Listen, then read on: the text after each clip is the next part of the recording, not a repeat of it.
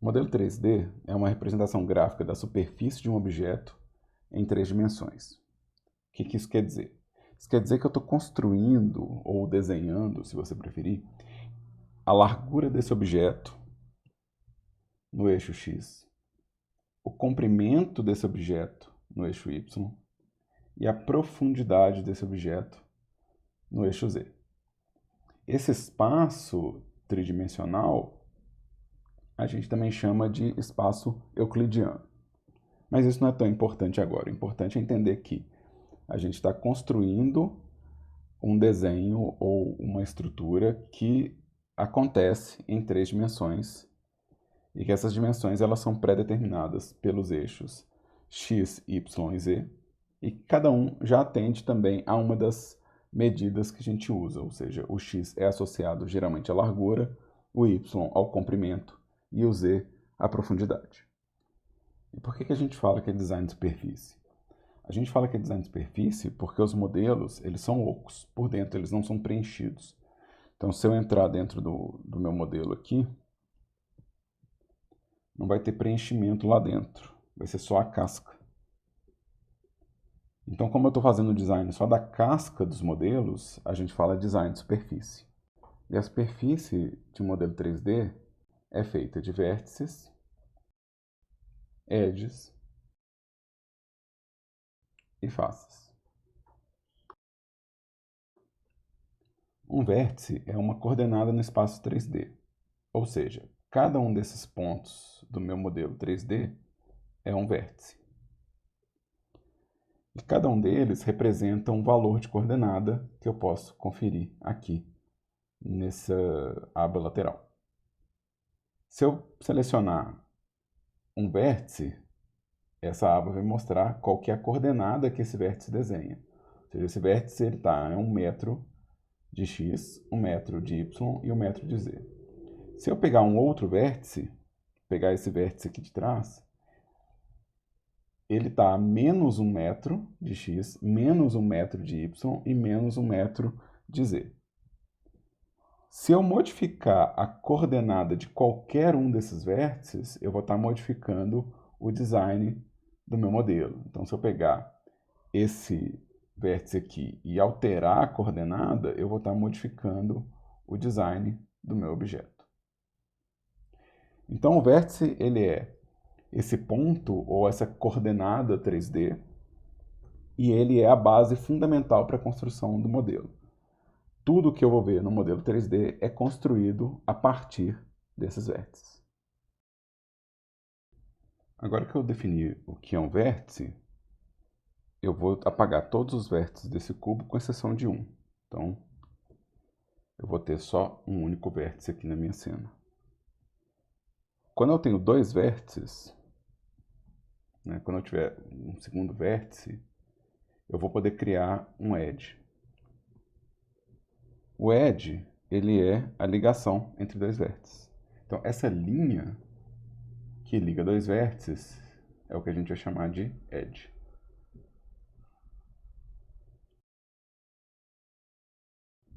E com 3 vértices, se eu tiver 3, então eu vou pegar e vou duplicar de novo um vértice. Agora eu tenho 3 vértices. Eu consigo fazer um preenchimento desse conteúdo. Eu não consigo fazer esse preenchimento apenas com uma linha, né? Se eu tiver apenas 2 vértices, eu só vou ter a linha, eu não vou conseguir preencher esse conteúdo. Mas com 3, eu já consigo preencher. Esse preenchimento aqui é o que a gente vai chamar de face. Então, se a gente for fazer uma revisão rápida do que foi dito até agora, vértice seria o ponto, edge seria a linha, então esse é o edge, e face seria o preenchimento. E esses 3 elementos são os que compõem a malha 3D, ou seja, com esses 3 elementos que eu construo uma malha tridimensional. No caso da face, ainda tem um parênteses aqui que eu preciso falar, porque a face, ela já alterna pelo tipo dela, né? Ou seja, ela tem tipos diferentes. E a face, ela possui um conteúdo que não está visível para a gente, que é a normal. Então, vamos investigar um pouquinho mais a face aqui, rapidinho, para a gente entender um pouco melhor, né? Eu vou apagar de novo um vértice, então eu não consigo fazer face com dois vértices, né? Então eu só consigo fazer uma linha. Se eu apagar um vértice, a face desaparece. Mas, vamos fazer 3 faces diferentes aqui, para a gente explicar um pouco sobre isso. Então eu vou fazer uma face com 3 vértices. Vou fazer uma face com mais de 3 vértices, com 4 vértices. E vou fazer uma face com mais de 4 vértices. Então, eu consigo preencher com 3 vértices. E a gente vai chamar isso de tris. Ou triângulo. Então, esse é um tipo de face. Eu consigo fazer isso com 4. E a gente vai chamar isso de quad. E eu consigo fazer com 5 ou mais. Qualquer coisa com 5 ou mais, com 5 vértices, né? Lembrando que aqui eu tenho 3 vértices. E meu R está aparecendo um V, então eu vou reescrever. 4 vértices.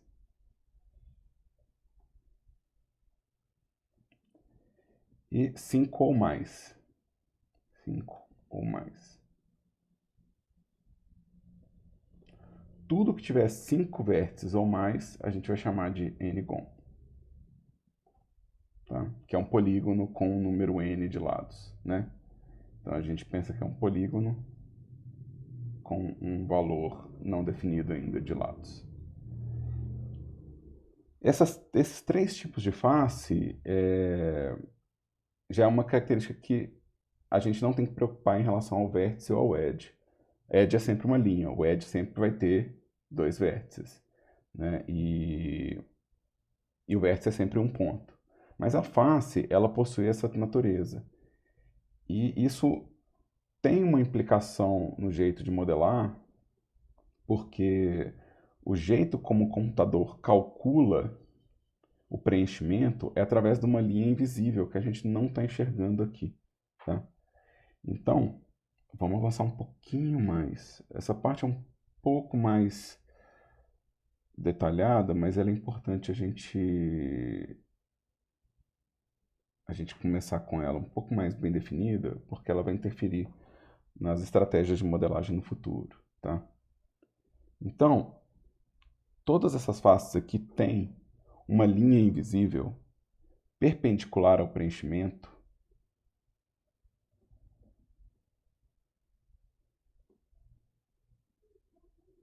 Tem uma linha perpendicular ao preenchimento desses vértices que a gente chama de normal. O que faz esse preenchimento, ou seja, o que faz com que seja possível preencher, é o cálculo dessa linha perpendicular. Ele pega todos os vértices, né, o computador aqui, o software, pega todos os vértices, ele calcula a média entre os ângulos e ele calcula essa perpendicular que é a normal.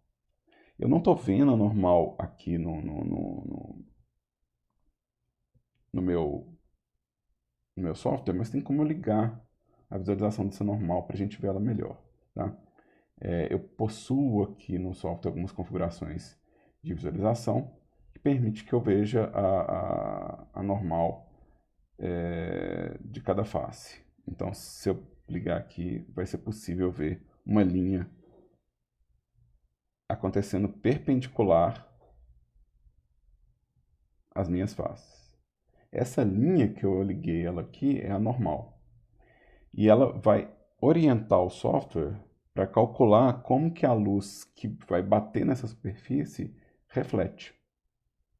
Então a normal, que é essa linha perpendicular à face, é ela que fala para que lado que a luz rebate, e é ela que torna possível desenhar a face e o preenchimento. Vocês vão perceber que aqui uma face está com a normal virada na direção oposta das demais. É importante notar isso porque se a normal me fala para que lado que a luz rebate, então essa normal que está apontando para a direção oposta está criando uma face que não vai rebater luz nessa direção. O que isso quer dizer? Isso quer dizer que essa face ela pode ficar transparente na hora que eu estiver criando o meu render final. Eu vou alternar o tipo de visualização aqui para mostrar isso acontecendo. Olha só. Aqui eu estou ligando uma opção de visualização que toca o meu render final. E essa face, quando eu vejo ela, eu não vejo as demais. Quando eu não vejo essas, eu vejo essa. Então, é importante que eu tenha um certo controle sobre a direção da normal para que a face seja visível.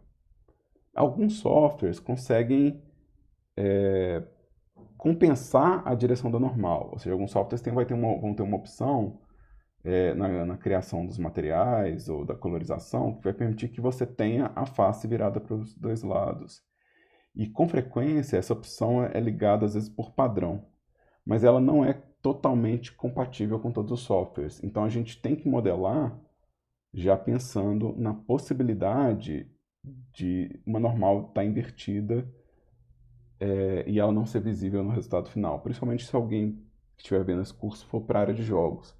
É muito comum que isso aconteça. Então, uma boa modelagem vai ter a normal virada para a gente. Né? Tem mais de um jeito de ver isso.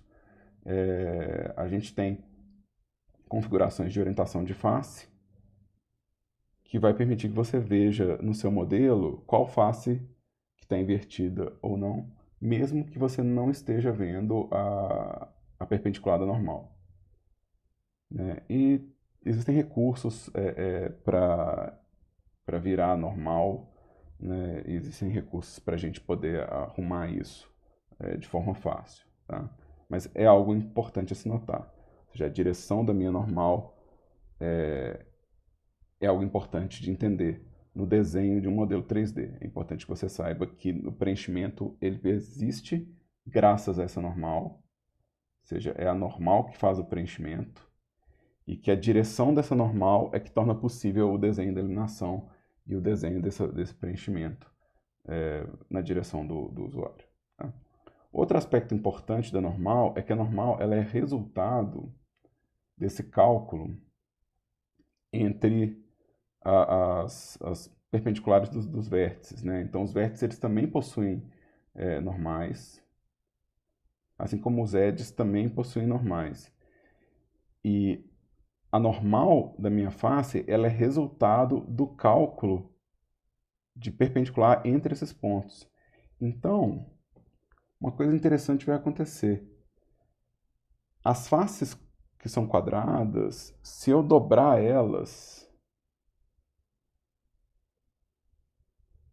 esse cálculo de perpendicular vai ser afetado. Então, eu não posso dobrar um quadrado, porque o cálculo dessa normal ele pode ficar numa posição estranha ou calculado de uma forma esquisita. A mesma coisa com o n-gon. Se eu deslocar um dos vértices, o desenho da normal, aqui é até mais visível do que no quad, o desenho da normal talvez fique estranho ou prejudicado. Por que isso? Porque, na verdade, o computador, para calcular toda a geometria, ele corta tudo em triângulos.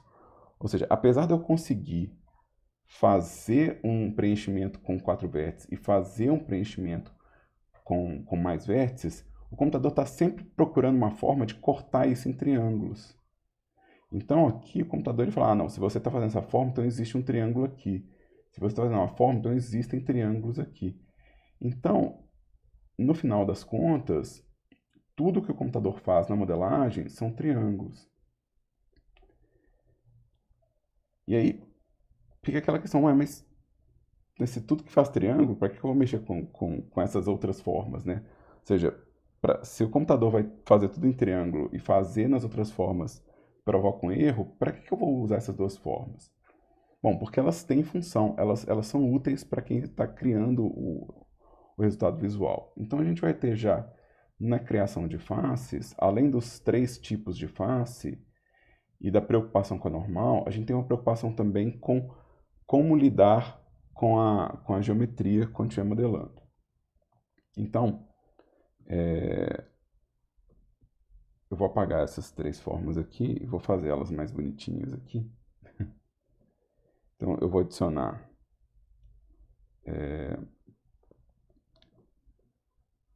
uma forma com 4 vértices aqui. Vou adicionar uma forma com 3. E vou adicionar uma forma com 5 ou mais. Então, vamos colocar uma forma com 6, tá bom.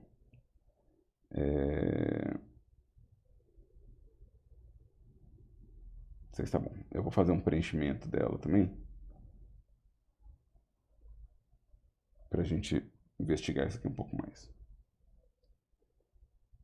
Então, curiosamente, apesar do triângulo ser a forma final de toda a geometria, ou seja, toda a superfície dessas outras duas formas vão ser cortadas em triângulos de alguma maneira, né? O mais normal é que a gente modele na maior parte do tempo usando quads. Quads é a forma predominante da modelagem.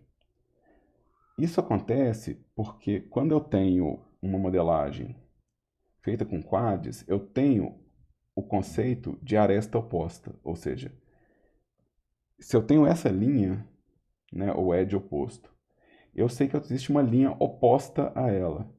Isso permite que eu faça um loop de seleção ou um loop de modelagem. Então, a existência de um loop de corte ou de modelagem agiliza e facilita a modelagem. Isso faz com que a maioria dos modelos seja feita a partir de quads. É óbvio que tem formas, né, que não conseguem manter essa forma quadrada. Então, se você estiver fazendo uma forma que é naturalmente triangular, se estiver modelando uma pirâmide, é óbvio que isso é uma ponta e essa forma é triangular. Então, o loop é menos importante do que a forma, né? Mas eu não tenho loop acontecendo dentro de um triângulo, ou seja, não existe uma aresta oposta. As duas arestas são adjacentes. Então isso vai ser usado, se o quad é usado para loop, o triângulo é usado geralmente para pontas e dobras. Porque eu não posso usar um quad para dobra, porque na hora que eu dobro um quad, né, ou seja, eu estou falando de dobras, deixa eu deixar um pouco mais específico. Principalmente quando estiver lidando com um personagem, quando você estiver modelando um personagem que tem poucos polígonos, ou quando você perceber que você já deformou o seu quad. Ou seja, quando você perceber que a forma que você está fazendo é um quad que está sendo dobrado. Você vai ver que a geometria vai ficar estranha e você vai ter que definir aonde é o triângulo.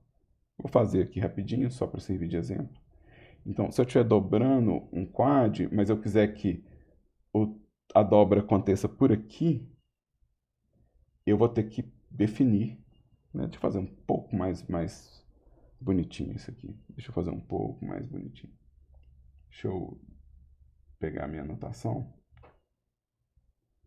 e eu vou criar uma anotação nova aqui. E vou tirar essas normais por enquanto, porque elas não são tão importantes. Se eu quiser que meu quad dobre por aqui, então eu vou ter que vir aqui e falar que o triângulo que eu quero está acontecendo nesse espaço. Então, se a gente observar aqui, ó, esse corte, né, ele vai definir se meu quadrado dobra por aqui, que é o jeito que o computador calculou, ou se ele dobra por aqui, que é o formato que eu estou interessado, né? Então, a gente vai usar o triângulo nesse sentido para dobras, né, e pontas. E o N-gon? Bom, o N-gon é normal a gente evitar ele, na verdade. Não que você não possa usar o... Eu estou na camada errada. Não que você não possa usar o N-gon para modelar. Você pode. Não é um problema. Mas, como ele geralmente é convertido para triângulos muito imprevisíveis, ou seja, eu posso ter ele feito em triângulos assim, ou o triângulo dele pode ser um zigue-zague, né? Ou o triângulo dele pode ser um zigue-zague nessa direção. Como a geometria dele é muito imprevisível, é comum evitar ele em modelagem, principalmente quando você está trabalhando em equipe, precisa que outras pessoas trabalhem no processo. Mas ao mesmo tempo, o N-gon você consegue preencher formas que são complexas com uma face só. Que tentar modelar uma forma, às vezes, é muito irregular, né? Com vários quadros, vários triângulos, às vezes é realmente muito trabalhoso, né? O problema do N-gon é que, porque ele é imprevisível, você não pode fazer nada que não seja completamente plano. Ou seja, o N-gon ele não pode ter nem uma deformação leve, porque uma deformação leve já pode representar um problema para os processos futuros. Então, você pode usar o N-gon contanto que a superfície seja 100% plana. E aí você não tem que preocupar tanto com o aspecto imprevisível da superfície. Mas é basicamente isso que é importante saber sobre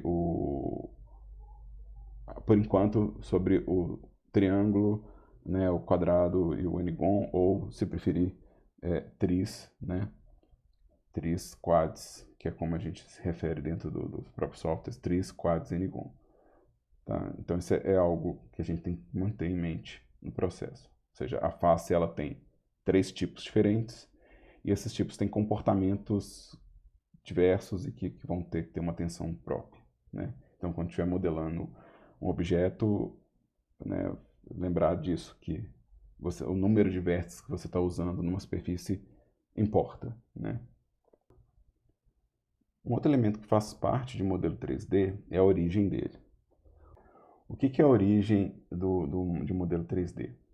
A origem do modelo 3D é essa bolinha laranja aqui, que tem um outline preto de leve. E essa bolinha, ela indica para mim por onde que o objeto gira e por onde que ele cresce. Ou seja, na hora que eu estiver mudando o tamanho do objeto, ele vai mudar a partir dessa origem. A hora que eu estiver rotacionando o objeto, ele vai rodar ao redor dessa origem. Então ele funciona como marca de transformação, né? Ou seja, cresce ou ele rotaciona, e ele é marcado também, a posição dele no espaço 3D é marcada por essa origem. Então, se a gente olhar para as informações de posição, rotação e escala de um objeto, elas vão estar armazenadas nessa bolinha laranja. Porque existe uma diferença entre o que é a origem e o que é a malha. São duas informações diferentes num objeto 3D. Então a origem armazena tamanho, rotação e escala. E a malha são os vértices, os edges e a face. Essas duas informações, inclusive, elas podem ser tratadas separadamente, né? Ou seja, eu posso pegar os vértices e modificar a posição e a distância desses vértices sem alterar as relações de posição, rotação e escala do objeto, porque são duas informações. todo modelo 3D vai ser feito desse conjunto de informações. Então, a origem não é a malha não é a origem, mas eles estão sempre relacionados. Existe sempre uma relação entre os dois. No sentido que a origem ela sempre carrega a malha. A origem é uma espécie de pai da malha. Então, quando eu alterar a origem, eu vou alterar os vértices. Mas eu posso alterar os vértices sem alterar a origem, né? Ou seja, a malha não tem poder nenhum sobre a origem. Essa informação também é importante da gente ficar atento, porque se você deslocar, ou rotacionar, ou mudar o tamanho do seu modelo, né, pelos vértices, talvez você não tenha essa informação gravada no seu objeto, né? E aí, talvez situações de alinhamento ou situações de transporte do seu modelo fiquem estranhos. Da mesma forma que se você mudar o tamanho do modelo pela origem, talvez o resultado na hora de exportar o modelo não seja aquele que está previsto. Então, essa é a informação que a gente vai ficar atento também, que é aonde está essa origem e quais são os valores que ela carrega de escala, posição e rotação. Durante essa aula, eu falei de alguns problemas comuns que acontecem na modelagem de um objeto 3D, que são coisas que a gente vai ficar atento no processo, né? Então, só para relembrar aqui de alguns, né, eu citei que uma face pode estar invertida e gerar um desenho invisível, né? Ou seja, eu posso ter uma face que gera um design transparente. A gente vai chamar esse erro de normal invertida. Então esse de novo, é um erro comum, mas que é fácil de corrigir, porque dentro do espaço 3D, a gente tem controle, né, nos menus das informações de normal. Então a informação de normal ela pode ser consertada, ela pode ser invertida. Outra coisa que a gente citou assim como erro são faces que são não planares,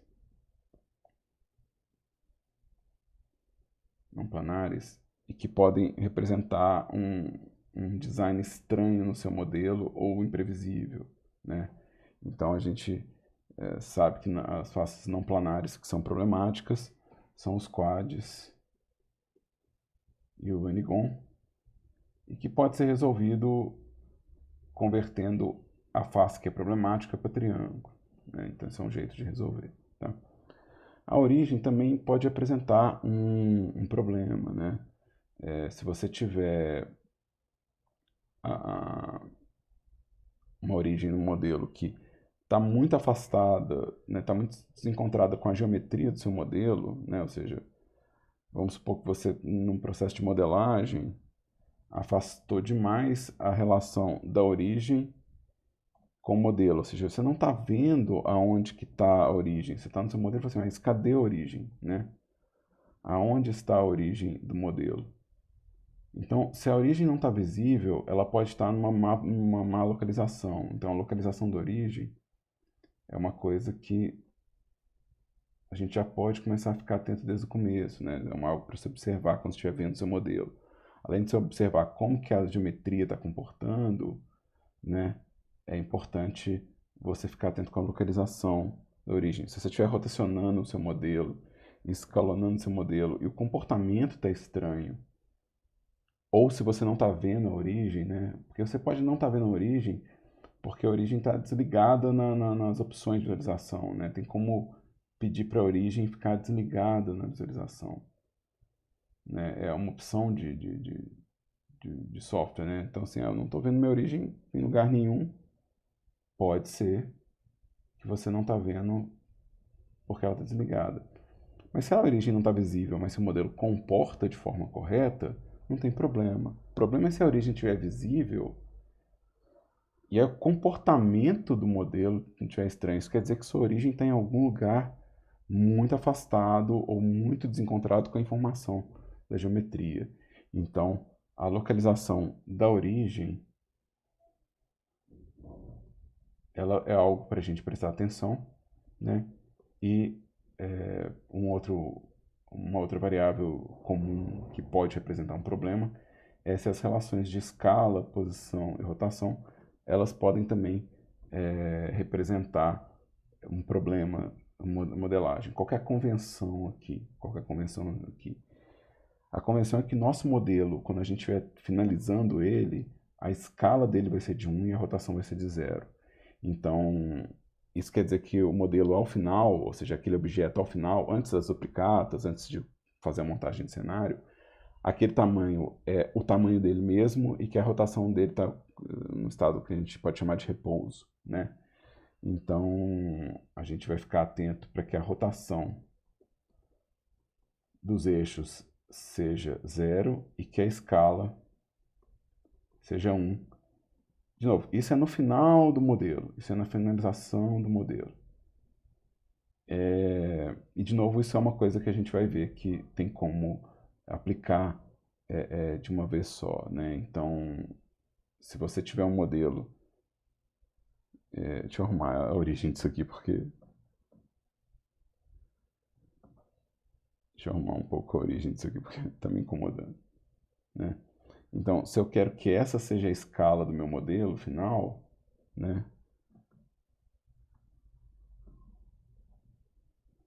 Eu posso simplesmente aplicar e falar que eu quero que essa rotação e essa escala sejam a escala final e a rotação final. A posição não é tão importante. A posição é realmente onde que o objeto está no espaço.